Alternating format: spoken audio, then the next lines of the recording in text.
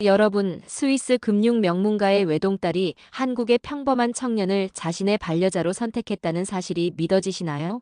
화려한 샹들리에가 빛나는 저택 수십 명의 직원들, 그리고 상류 사회의 모든 특권을 포기하면서까지 말이죠. 도대체 그녀는 한국에서 무엇을 보았길래 단 한 번의 만남으로 그런 엄청난 결정을 할 수 있었던 걸까요? 국경을 초월한 믿을 수 없는 사랑 이야기 지금 공개합니다. 그 전에 잠깐 1초밖에 걸리지 않는 구독과 좋아요 버튼을 꾹 눌러주시면 더 감동적인 이야기를 전하는데 큰 힘이 됩니다. 그럼 시작하겠습니다. 안녕하세요. 저는 스위스 제네바에서 태어난 사브리나 르노라고 합니다. 아버지는 국제금융계의 거물이셨고 어머니는 외교관 가문 출신이었죠. 34살이 된 지금까지 저에게 주어진 건 완벽한 스펙뿐이었어요. UN 여성개발기금에서 금융정책 자문관으로 일하고 있었지만 정작 제 삶은 남이 짜놓은 각본 같았습니다. 그날도 아버지 서재에서 똑같은 대화가 반복됐어요. 독일 재벌가 이세와의 결혼 얘기였죠. 아버지는 차분하게 말씀하셨습니다. 이게 가문을 위한 최선의 선택이라고요. 하지만 저는 고개를 젓고 말았어요. 사랑 없는 결혼은 할 수 없다고 했습니다. 그 후 조직에서 제게 주어지는 업무가 달라졌어요. 중요한 프로젝트에서 배제되기 시작했죠. 동료들의 시선도 차가워졌습니다. 아버지의 영향력이 어디까지 미치는지 실감할 수 있었어요. 저는 숨이 막혔습니다. 어느 날 오후 부서장이 새로운 프로젝트를 제안했어요. 아시아 지역 ESG 리서치 프로젝트였습니다. 특히 한국의 소상공인 생태계를 조사하는 거였죠. 대부분의 동료들은 이런 현장 중심 업무를 꺼려했어요. 하지만 저에게는 기회로 보였습니다. 스위스에서 벗어날 수 있는 유일한 탈출구였거든요. 서울에 도착한 첫날, 저는 명동과 강남을 둘러봤습니다. 보고서 작성을 위해 대기업들을 만나고 정부 관계자들과 미팅을 했죠. 하지만 뭔가 아쉬웠어요. 진짜 한국 사람들의 삶이 보이지 않았거든요. 호텔방에서 자료를 정리하다가 문득 생각했습니다. 이렇게 하면 또 다른 뻔한 보고서만 나올 거라고요. 다음 날 아침, 저는 택시를 타고 구리시로 향했습니다. 인터넷에서 찾은 전통시장이 있다고 했거든요. 택시 기사분이 물으셨어요. 외국인이 왜 그런 곳에 가느냐고요. 저는 웃으며 대답했습니다. 진짜 한국을 보고 싶다고요. 시장에 들어서자마자 냄새가 코를 찔렀어요. 김치, 된장, 고춧가루 냄새가 뒤섞인 특별한 향이었죠. 처음엔 좀 당황스러웠습니다. 하지만 이상하게 마음이 편해지더라고요. 사람들의 웃음소리와 흥정하는 소리가 들렸거든요. 그때 한 작은 반찬 가게 앞에서 발걸음이 멈췄습니다. 30대 중반쯤 되어 보이는 남자분이 정성스럽게 김치를 포장하고 있었어요. 손님 한 분 한 분에게 정말 친절하게 설명해 주시더라고요. 어떤 재료로 만들었는지, 어떻게 먹으면 맛있는지까지요. 저는 용기를 내서 가게로 들어갔습니다. 그분이 저를 보고 놀라시더라고요. 외국인이 이런 곳에 온 게 신기하셨나 봐요. 저는 서툰 한국어로 인사했습니다. 그러자 그분이 환하게 웃으시며 말씀하셨어요. 한국어 정말 잘한다고요. 나중에 알게 된 그분의 이름은 정민수였습니다. 전통시장에서 반찬 가게를 운영하고 계셨죠. 민수 씨는 제가 연구자라고 하니까 더 관심을 보이셨어요. 자신의 이야기를 들려주고 싶다고 하시더라고요. 그날 저는 처음으로 진짜 한국 음식을 맛봤습니다. 민수 씨가 직접 담근 김치와 어머니 손맛이 살아있는 된장찌개였어요. 스위스에서 먹던 정교한 요리들과는 완전히 달랐습니다. 하지만 이상하게 눈물이 날 것 같았어요. 시장을 나오면서 저는 확신했습니다. 여기서 진짜 이야기를 찾을 수 있을 거라고요. 서울엔 시장 조사보다 사람 냄새가 있다는 걸 느꼈거든요. 호텔로 돌아가는 길에 저는 새로운 계획을 세웠습니다. 이번엔 정말 다른 보고서를 만들어 보겠다고 다짐했죠. 다음 날부터 저는 매일 구리시장으로 향했습니다. 처음엔 통역사를 대동하려 했는데 민수 씨가 의외의 제안을 하셨어요.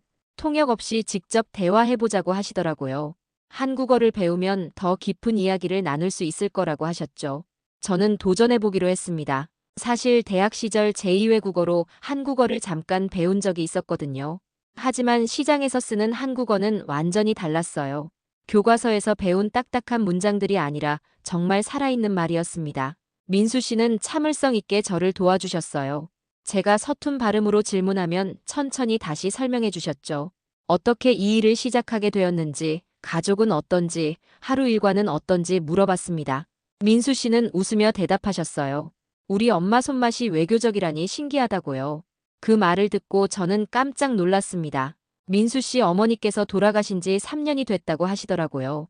지금도 어머니가 남겨주신 레시피로 반찬을 만들고 있다고 했습니다. 그 순간 저는 민수 씨의 눈에서 그리움을 봤어요. 하지만 슬픔보다는 따뜻한 기억이 더 많아 보였죠. 시장 조사를 하면서 놀라운 걸 발견했습니다. 이곳은 단순한 재래시장이 아니었어요. 완벽한 순환 경제 시스템이었거든요. 음식물 쓰레기는 거의 나오지 않았고 모든 게 재활용됐습니다. 포장재도 최소한으로 사용했죠. 유럽에서 그렇게 강조하던 지속 가능성이 여기선 자연스럽게 이루어지고 있었어요. 민수 씨에게 물어봤습니다. 이런 시스템을 언제부터 만들었느냐고요. 민수 씨는 고개를 갸우뚱하시더라고요. 특별히 만든 게 아니라 원래부터 이랬다고 하셨어요. 아까운 걸 버리는 게 죄스럽다고 하시더라고요. 그 말을 듣고 저는 감탄했습니다. 며칠 후 시장 할머니들과도 친해졌어요. 처음엔 외국인이라고 신기해 하시더니 이제는 지나갈 때마다 인사해 주셨죠. 어떤 할머니는 제가 너무 말랐다며 김치를 싸주시기도 했습니다. 다른 할머니는 된장을 한 통 주시면서 이걸로 찌개 끓여 먹으라고 하셨어요. 저는 그분들의 따뜻함에 마음이 뭉클했습니다. 스위스에서는 이웃과 인사조차 제대로 나누지 않고 살았거든요. 여기서는 처음 본 외국인에게도 이렇게 정을 베풀어 주시더라고요. 할머니 한 분이 말씀하셨어요. 멀리서 왔는데 한국 음식 못 먹으면 섭섭하다고요. 한 주가 지나자 저는 기본적인 시장 용어들을 익혔습니다. 얼마예요? 깎아주세요. 맛있어요. 같은 말들이었죠. 민수 씨는 제 발전에 놀라워하셨어요. 한국어 배우는 속도가 정말 빠르다고 칭찬해 주셨습니다. 보고서 작성을 위해 자료를 정리하면서 확신이 들었어요. 이 전통시장이야말로 가장 지속 가능한 경제 생태계라는 걸요. 대형마트나 온라인 쇼핑몰보다 훨씬 효율적이고 친환경적이었습니다. 유엔 본부에 보낼 보고서에 이 내용을 꼭 포함시키겠다고 다짐했죠. 어느 날 오후 민수 씨가 저를 시장 구석구석 안내해 주셨어요. 30년 된 떡집, 50년 전통의 생선가게, 할아버지 대부터 이어온 야채가게까지요. 각각의 가게마다 고유한 이야기가 있었습니다. 그리고 모든 사장님들이 저를 반갑게 맞아주셨어요. 민수 씨가 말씀하셨습니다. 외국에서 온 선생님이 우리 이야기에 관심을 가져줘서 고맙다고요. 저는 오히려 제가 고맙다고 했어요. 진짜 한국을 보여줘서 감사하다고 했습니다. 그러자 민수 씨가 환하게 웃으시더라고요. 그날 저녁 호텔방에서 오늘 있었던 일들을 정리했습니다. 단순한 시장 조사가 아니라 인생 수업을 받고 있는 기분이었어요. 여기서 배운 한국어는 교과서 한국어가 아니었습니다. 사람과 사람 사이의 진짜 소통이었죠. 내일도 시장에 가는 게 기다려졌어요. 3주째 되던 어느 토요일, 민수 씨가 특별한 제안을 하셨어요. 함께 장을 보러 가자고 하시더라고요. 평소보다 일찍 시장이 문을 열기 전에 도매시장에 가서 직접 재료를 고른다고 했습니다. 저는 흔쾌히 따라 나섰죠. 새벽 5시 가락동 도매시장은 이미 북적였습니다. 트럭들이 전국에서 가져온 신선한 채소와 과일들로 가득했어요. 민수 씨는 익숙한 듯 여기저기를 둘러보시더라고요. 배추 한 포기 한 포기를 직접 만져보시며 김치 담그기에 좋은 것들을 골라내셨습니다. 그 모습을 보면서 저는 감동받았어요. 민수 씨에게는 장보기가 단순한 구매 행위가 아니었거든요. 손님들에게 좋은 음식을 대접하기 위한 정성스러운 준비 과정이었습니다. 스위스에서는 모든 걸 편의점에서 해결했던 제가 부끄러워졌어요. 장을 본 후 민수 씨가 말씀하셨어요. 한강에서 피크닉을 해보자고요. 도시락도 준비해왔다고 하시더라고요. 저는 놀랐습니다. 유럽에서 피크닉은 특별한 날에만 하는 건데 여기서는 일상인 것 같았거든요. 한강공원에 도착하니 많은 사람들이 돗자리를 펴고 있었어요. 가족끼리, 친구끼리, 연인끼리 각자의 시간을 보내고 있었죠. 민수 씨가 준비해온 도시락을 열어보니 정말 푸짐했습니다. 김밥, 계란말이, 김치, 나물 반찬까지 가득했어요. 강바람을 맞으며 먹는 음식 맛이 특별했습니다. 민수 씨는 각 반찬마다 어떤 재료로 어떻게 만들었는지 설명해 주셨어요. 계란말이에는 당근과 파를 넣어서 색깔도 예쁘고 영양도 좋다고 하시더라고요. 김치는 3일 정도 익은 게 제일 맛있다고 했습니다. 그날 처음으로 민수 씨의 개인적인 이야기를 들었어요. 어머니가 돌아가신 후 혼자서 가게를 꾸려나가는 게 쉽지 않았다고 하시더라고요. 하지만 어머니가 남겨주신 레시피와 손맛을 이어가고 싶다고 했습니다. 그게 효도라고 생각한다고 하셨어요. 저는 민수 씨의 이야기를 들으며 가슴이 뭉클했습니다. 스위스에서는 부모님과 형식적인 관계만 유지해왔거든요. 여기서는 돌아가신 어머니에 대한 그리움과 사랑이 음식을 통해 계속 이어지고 있었어요. 다음 주에는 민수 씨가 강원도까지 데려가 주셨습니다. 직접 농장에서 재료를 구입하러 간다고 하시더라고요. 새벽 일찍 출발해서 산골짜기에 있는 작은 농장에 도착했어요. 그곳에서 자란 배추와 무는 정말 싱싱했습니다. 농장 할아버지께서 저를 보고 반가워하셨어요. 외국인이 이런 시골까지 와줘서 고맙다고 하시더라고요. 점심때는 농장에서 직접 기른 채소로 만든 쌈밥을 대접해 주셨습니다. 그 맛은 정말 잊을 수 없었어요. 돌아오는 길에 민수 씨 집에 잠깐 들렀습니다. 작은 투룸 원룸이었는데 정말 깔끔하게 정리되어 있었어요. 거실 한쪽에는 어머니 사진이 모셔져 있었습니다. 민수 씨가 매일 아침 인사드린다고 하시더라고요. 저는 그 앞에서 고개를 숙였습니다. 그리고 마음속으로 말씀드렸어요. 아드님이 정말 훌륭하게 어머니 뜻을 이어가고 있다고요. 이 집밥이 사람을 바꾼다고 했습니다. 실제로 저 자신이 변하고 있다는 걸 느꼈거든요. 그날 밤 호텔에서 보고서를 정리하면서 문득 깨달았어요. 제가 쓰고 있는 건 단순한 경제 분석 보고서가 아니었습니다. 사람과 사람이 어떻게 연결되는지, 음식이 어떻게 문화를 만드는지에 대한 이야기였어요. 감정이라는 이름의 새로운 보고서가 탄생하고 있었습니다. 하지만 아직 민수 씨와 저 사이에는 보이지 않는 선이 있었어요. 둘 다 감정 표현을 조심스러워했죠. 저는 업무상 만난 사이라고 생각하려 했고, 민수 씨도 예의를 지키려 하셨거든요. 그런데 마음 한구석에서는 뭔가 다른 감정이 자라고 있었습니다. 한 달이 지난 어느 월요일 아침, 유엔 본부에서 긴급 연락이 왔습니다. 부서장의 목소리는 차가웠어요. 프로젝트가 예정보다 일찍 종료된다고 하더라고요. 다음 주까지 보고서를 제출하고 스위스로 복귀하라는 명령이었습니다. 저는 당황했어요. 아직 연구가 끝나지 않았다고 항의했지만 소용없었죠. 이미 결정된 사항이라고 하더라고요. 전화를 끊고 나서야 깨달았습니다. 아버지의 영향력이 여기까지 미쳤다는 걸요. 제가 너무 오래 한국에 머물고 있다고 판단하신 거겠죠.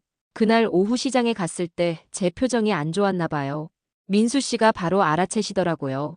무슨 일이냐고 걱정스럽게 물어보셨습니다. 저는 한참 망설이다가 사실을 말씀드렸어요. 다음 주에 스위스로 돌아가야 한다고요. 민수 씨의 얼굴에 아쉬움이 스쳤습니다. 하지만 금세 환한 미소를 지으시더라고요. 그동안 많은 도움이 됐다고 좋은 보고서 쓰라고 격려해 주셨어요. 그 순간 저는 가슴이 아팠습니다. 정말 헤어져야 하는 게 맞나 하는 생각이 들었거든요. 마지막 주가 시작됐어요. 저는 보고서 마무리에 집중하려 했지만 자꾸 민수 씨 생각이 났습니다. 시장 할머니들도 제가 떠난다는 소식을 들으시고 아쉬워하셨어요.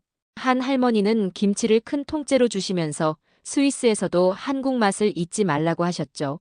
목요일 저녁 민수 씨가 마지막 식사를 함께 하자고 하셨어요. 평소와 다른 특별한 곳으로 데려가셨는데 한강이 보이는 작은 한정식 집이었습니다. 정갈하게 차려진 한정식을 먹으면서 그동안의 추억을 이야기했어요. 민수 씨가 말씀하셨습니다. 외국에서 온 분이 우리 음식과 문화에 이렇게 관심을 가져줘서 정말 고맙다고요. 덕분에 자신도 하는 일에 대해 다시 생각해보게 됐다고 하시더라고요. 단순히 반찬을 파는 게 아니라 한국의 맛과 정을 전하는 일이라는 걸 깨달았다고 했습니다. 저도 솔직한 마음을 털어놨어요. 처음 한국에 왔을 때는 단순한 업무였는데 이제는 제 인생에서 가장 소중한 경험이 됐다고 했습니다. 특히 민수 씨를 만난 건 정말 큰 행운이었다고 말씀드렸어요. 그날 밤 민수 씨가 저를 호텔까지 바래다 주셨어요. 헤어지기 전에 작은 반찬통을 주시더라고요. 스위스 가서도 한국 맛을 잊지 말라며 어머니 레시피로 만든 김치라고 하셨습니다. 그리고 조용히 말씀하셨어요. 혹시라도 다시 한국에 오게 되면 반찬 하나쯤은 남겨둘 거라고요. 공항 가는 날 아침, 저는 일찍 일어나서 시장에 한 번 더 갔습니다. 아직 문을 열지 않은 가게들 사이로 걸으면서 그동안의 기억들을 되새겼어요. 이곳에서 보낸 한 달이 제 인생을 바꿔놓았다는 걸 알았거든요. 비행기 탑승 직전, 저는 가방에서 민수 씨가 주신 반찬통을 꺼냈습니다. 뚜껑을 열자 김치 냄새가 코끝을 자극했어요. 갑자기 눈물이 났습니다. 이게 단순한 이별이 아니라는 걸 그때서야 인정했죠. 스위스에 도착한 후 며칠 동안 저는 멍한 상태였어요. 깔끔하고 정돈된 제네바의 거리가 낯설게 느껴졌습니다. 집에서 민수 씨가 주신 김치를 조금씩 먹으면서 한강의 밤을 떠올렸어요. 그 따뜻했던 시간들이 꿈처럼 느껴졌죠. 보고서는 성공적으로 제출했습니다. 동료들은 제가 쓴 내용에 놀라워했어요. 기존의 경제 분석과는 완전히 다른 관점이었거든요. 하지만 저는 만족스럽지 않았습니다. 정작 중요한 건 보고서에 담지 못했다는 생각이 들었거든요. 다시 시작된 제네바에서의 일상은 기계적이었습니다. 예전과 똑같은 루틴, 똑같은 사람들, 똑같은 대화들이었어요. 가끔 동료가 물어봤습니다. 한국은 어땠냐고요? 저는 간단히 대답했죠. 흥미로운 경험이었다고요. 하지만 속마음은 달랐습니다. 매일 밤 한국의 그 시간들을 그리워하고 있었거든요. 6개월이 지났습니다. 저는 제네바에서 똑같은 일상을 반복하고 있었어요. 하지만 마음 한구석에는 항상 한국에서의 기억이 자리 잡고 있었죠. 특히 민수 씨가 마지막에 해주신 말씀이 계속 맴돌았어요. 다시 오면 반찬을 남겨두겠다고 하신 그 말이요. 어느 날 아침, 저는 중요한 결정을 내렸습니다. 유엔에 사표를 제출한 거예요. 동료들은 모두 놀랐죠. 안정적인 직장을 왜 그만두느냐고 물어봤습니다. 저는 새로운 도전을 해보고 싶다고 답했어요. 사실은 한국에서 경험한 것들을 바탕으로 뭔가 의미 있는 일을 하고 싶었거든요. 제가 구상한 건 한식 글로벌 확산 프로젝트였습니다. 유럽 사람들에게 진짜 한국 음식을 소개하고 싶었어요. 특히 민수 씨 같은 분들의 정성이 담긴 음식을 말이죠. 단순히 사업이 아니라 문화 교류의 장을 만들고 싶었습니다. 아버지는 크게 반대하셨어요. 안정적인 일을 그만두고 뭘 하겠다는 거냐고 화를 내셨죠.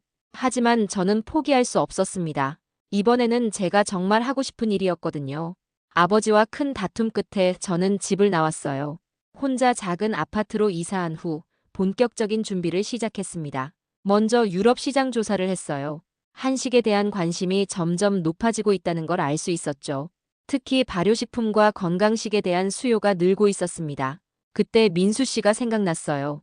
민수 씨의 반찬들을 유럽에 소개하면 어떨까 하는 아이디어가 떠올랐습니다. 하지만 혼자서는 불가능한 일이었죠. 파트너가 필요했어요. 그리고 가장 좋은 파트너는 바로 민수 씨였습니다. 용기를 내서 민수 씨에게 연락했어요. 처음엔 놀라시더라고요. 갑자기 연락이 와서 당황스럽다고 하셨죠. 저는 제 계획을 설명드렸습니다. 민수 씨의 반찬을 유럽에서 판매하고 싶다고 함께 사업을 해보자고 제안했어요. 민수 씨는 한참 침묵하시더니 말씀하셨어요. 자신은 그냥 작은 반찬 가게 사장일 뿐이라고, 그런 큰 사업은 자신이 할 수 있는 일이 아니라고 하셨습니다. 하지만 저는 포기하지 않았어요. 민수 씨만이 할 수 있는 일이라고 설득했죠. 몇 번의 통화 끝에 민수 씨가 마음을 바꾸셨어요. 한번 해보자고 하시더라고요. 하지만 조건이 있었습니다. 품질은 절대 타협하지 않겠다는 거였어요. 어머니 레시피 그대로 좋은 재료로만 만들겠다고 하셨죠. 2월에 서울로 다시 갔습니다. 공항에서 민수 씨를 만났을 때 정말 반가웠어요. 6개월 만에 보는 얼굴이었지만 전혀 어색하지 않았습니다. 민수 씨도 환하게 웃으며 말씀하셨어요. 지금은 나도 준비됐다고요. 함께 시장을 둘러보면서 구체적인 계획을 세웠습니다. 어떤 제품부터 시작할지, 포장은 어떻게 할지, 유통은 어떻게 할지 하나하나 논의했어요. 민수 씨는 생각보다 사업 감각이 뛰어나셨습니다. 3월, 드디어 코펜하겐 식품 박람회에 참가했어요.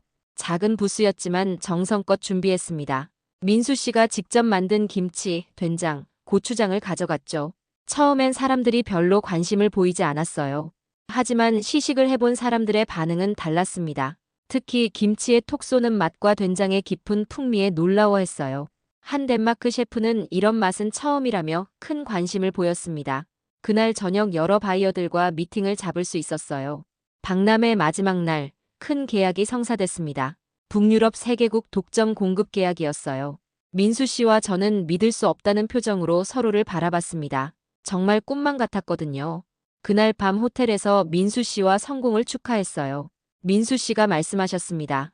혼자서는 절대 할 수 없었을 일이라고, 저 덕분이라고 하시더라고요.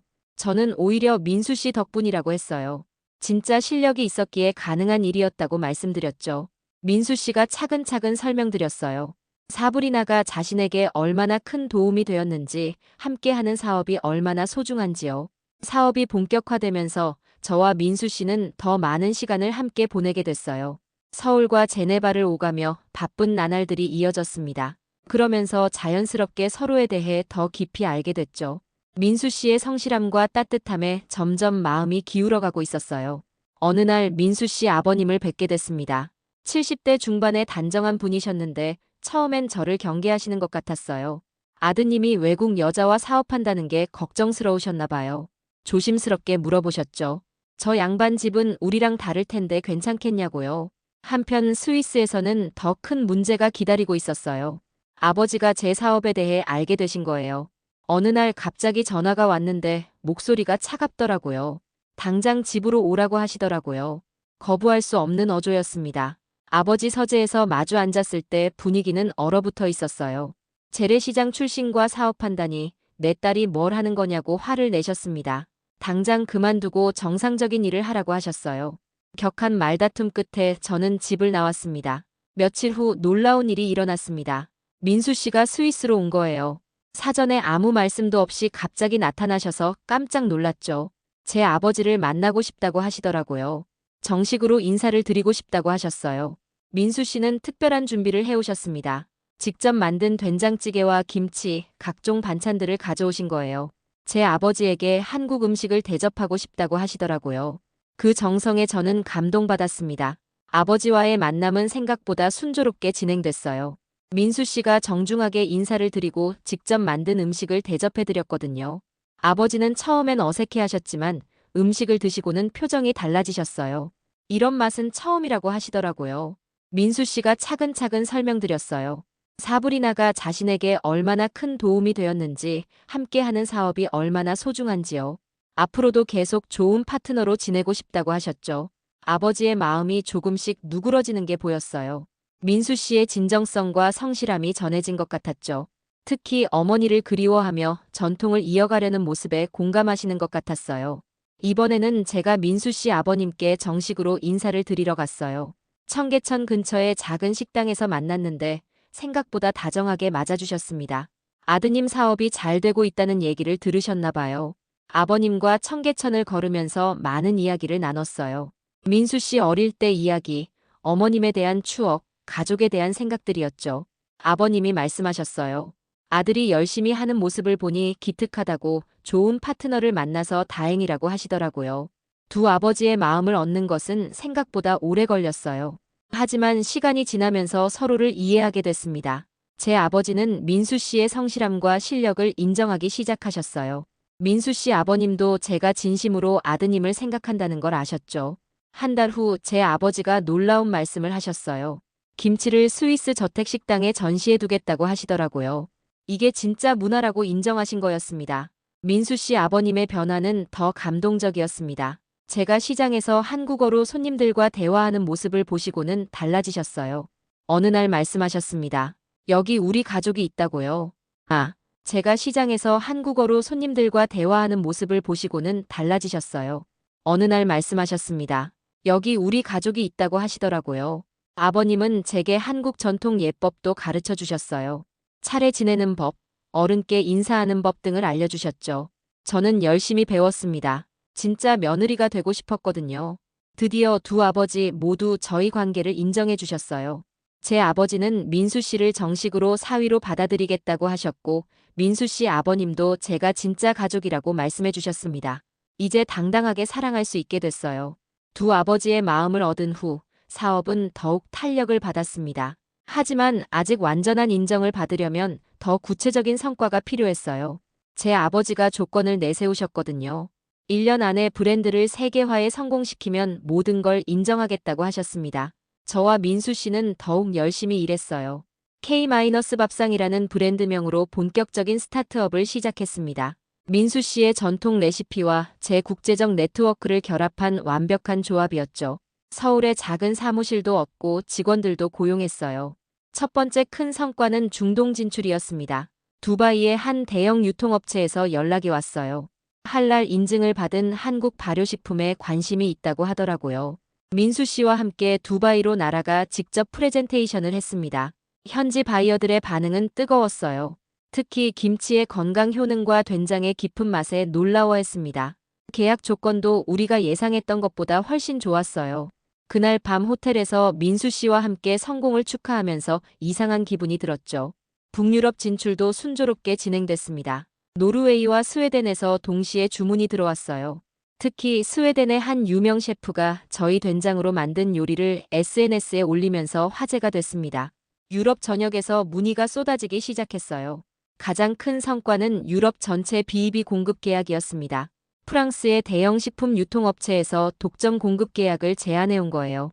계약 규모만 해도 연간 100억 원이 넘었습니다. 민수 씨와 저는 믿을 수 없다는 표정으로 계약서를 바라봤어요. 그즈음 저는 중요한 결정을 내렸습니다. 한국 귀화 절차를 시작한 거예요. 이제 한국이 제 진짜 집이라는 생각이 들었거든요. 민수 씨에게 이 소식을 전했을 때 정말 기뻐하시더라고요. 진짜 한국 사람이 되는 거냐고 물어보셨어요. 귀화 절차를 밟으면서 한국어 시험도 받고 한국사도 공부했습니다. 처음엔 어려웠지만 민수 씨가 많이 도와주셨어요. 특히 한국의 전통 문화에 대해 자세히 설명해 주셨죠. 공부하면서 한국에 대해 더 깊이 이해하게 됐어요. 사업도 계속 확장됐습니다. 서울과 제네바에 공동본사를 설립하기로 했어요. 회사 이름은 온기 인터내셔널로 정했습니다. 따뜻한 마음으로 세계를 연결한다는 뜻이었죠. 민수 씨가 지어준 이름이었는데 정말 마음에 들었어요.